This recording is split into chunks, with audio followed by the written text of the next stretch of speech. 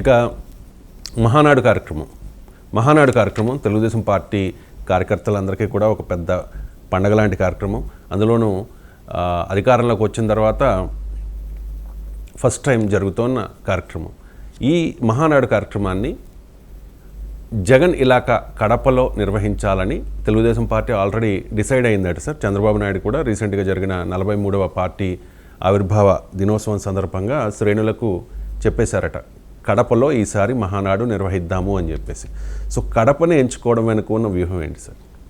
ఎందుకంటే కడప ఇప్పుడు కాదు, రాజశేఖర రెడ్డి కుటుంబానికి మీరు ఒక 40-50 ఇయర్స్ హిస్టరీ తీస్తే నాకు గుర్తున్నంత వరకు రాజశేఖర రెడ్డి ఎంపీగా ఉన్నాడు, వివేకానంద రెడ్డి ఎంపీగా ఉన్నాడు, జగన్మోహన్ రెడ్డి ఎంపీగా ఉన్నాడు, ఇప్పుడు జగన్మోహన్ రెడ్డి కజిన్ అవినాష్ రెడ్డి ఎంపీగా ఉన్నాడు.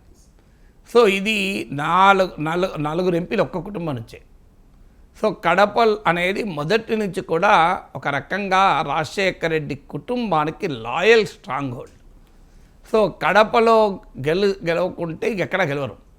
నాకు ఇప్పటి గుర్తు లాస్ట్ ఎలక్షన్స్ ముందు కడప సర్వే వచ్చింది, కడపలోనే 2-3 సీట్లు పోతాయని ఫస్ట్ ఎర్లియెస్ట్ సర్వే వచ్చింది. సో అప్పుడు అర్థమైంది సిగ్నల్స్ అనేది ఎక్కడో డిస్టర్బింగ్గా ఉన్నాయని. సో అందువల్ల కడప అసెంబ్లీ సీటు కూడా గెలుచుకున్నారు. కడప ఎంపీ సీటు గెలుచుకోలేకపోయినా అసెంబ్లీ సీటు గెలుచుకున్నారు. సో అందువల్ల ఎప్పుడు కూడా ప్రత్యర్థికి బలమైన కంచుకోటగా భావించే ప్లేస్లో కొడితే ప్రత్యర్థి మనోస్థైర్యం దెబ్బతింటుంది, ప్రత్యర్థికి వెనకాలన్న సైన్యం యొక్క మనోస్థైర్యం కూడా దెబ్బతింటుంది. అందుకే మీకు కుప్పంలోనే చంద్రబాబు నాయుడు ఓడించాలి అని జగన్మోహన్ రెడ్డి టార్గెట్ పెట్టుకొని పనిచేసి స్థానిక సంస్థల్లో కొన్ని విజయాలు కూడా సాధించారు. సో అలాగే పవన్ కళ్యాణ్ను పిఠాపురంలో ఓడించాలి అనే దానికి జగన్మోహన్ రెడ్డి పెద్ద ప్రయత్నం చేశారు. మీకు పిఠాపురంలో పవన్ కళ్యాణ్ను, మంగళగిరిలో లోకేష్ను, కుప్పంలో చంద్రబాబు నాయుడును ఓడించాలని చెప్పి ప్రత్యేకంగా మీకు విజయసాయి రెడ్డి, అవినాష్ రెడ్డి, వీళ్ళకు మిథున్ రెడ్డి వీళ్ళకు ప్రత్యేకమైన బాధ్యతలు ఇచ్చి కేంద్రీకరించారు కూడా. కానీ ఏం జరిగింది, వాళ్ళ మీద పడడమేమో కానీ తనకు 11 సీట్లకు పరిమితమయ్యాడు. సో ఇది సహజం. ఇప్పుడు ఈవెన్ పులివెందుల్లో రాజశేఖర రెడ్డి కుటుంబ ఆధిపత్యాన్ని ఛేదించడానికి చంద్రబాబు నాయుడు చాలా ప్రయత్నాలు చేశారు. మీకు బీటెక్ రవి మొదలుకొని అంతకుముందు సతీష్ రెడ్డి అనుకుంటాను. సో వీళ్ళంతా పెద్ద ప్రయత్నాలు చేశారు. సో అందువల్ల ఎప్పుడు కూడా రాజకీయ పోరాటంలో, యుద్ధ తంత్రములో, రణతంత్రములో ఉండే ప్రాథమిక సూత్రం ఏంటంటే కుంభస్థలంపై కొట్టాలి. కుంభస్థలంపై కొడితే శత్రు శిబిరాలు కక్కావిక్కలవుతాయి.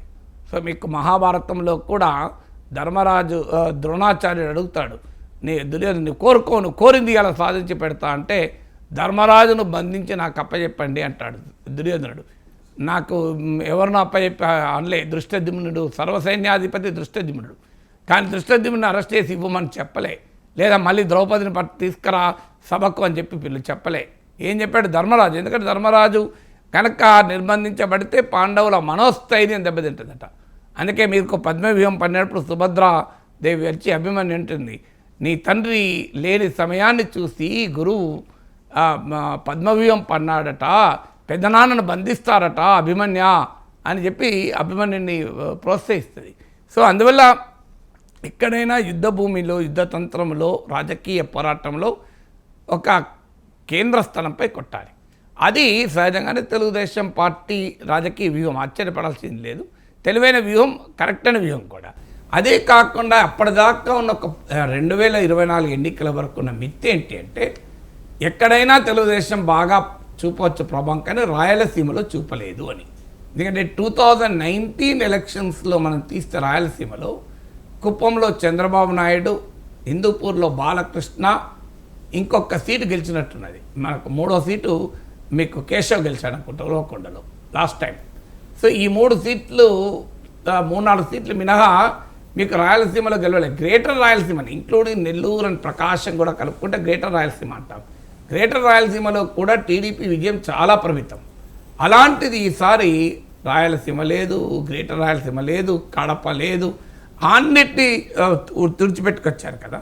సో దానికి ఒక గ్రాటిట్యూడ్గా కూడా అంటే రాజశేఖర్ రెడ్డికి కుటుంబానికి, జగన్మోహన్ రెడ్డికి లాయలు దుర్భేద్యమైన కంచుకోటని అని భావిస్తున్నటువంటి రాయలసీమ గడ్డ పైన జగన్మోహన్ రెడ్డికి ఒక రాజకీయ ఓటమిని తెలుగుదేశం సాధించగలిగింది. అందువల్ల దాన్ని సెలబ్రేట్ చేసుకోవడం కూడా ఆ పార్టీకి అవసరం కదా. అందుకే బహుశా కడపను మహానాడుకి ఎంచుకున్నట్టుంది.